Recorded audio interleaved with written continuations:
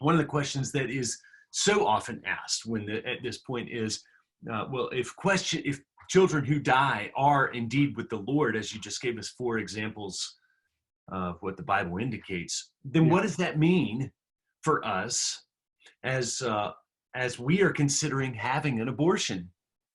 Might we use in some way the justification that children go to the Lord as a demented or twisted way of justifying abortion? John, Absolutely. how would you answer that?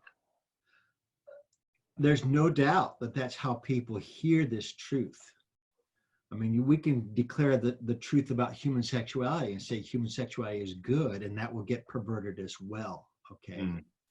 Everything that is true can be perverted, and this does get perverted. I remember when I was at the pregnancy center up in Boston one day, I got a phone call from someone that had been counseled, and she said, I just want you to pray that God will forgive me for what I'm about to do.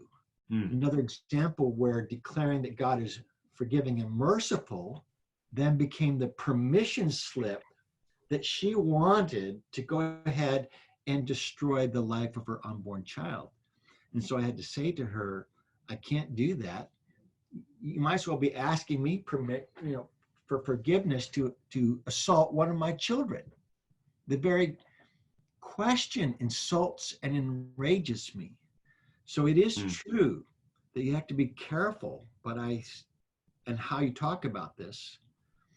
But again, I think the answer is still clear, and we have to recognize that when people are looking for excuses to kill their children, or I've even had people say to me, well, if that's true, maybe we should kill our 2-year-old just to make sure that they end up in heaven. And of course, that's bringing more human reasoning rather than revelation. It may be true, but God says, do not murder.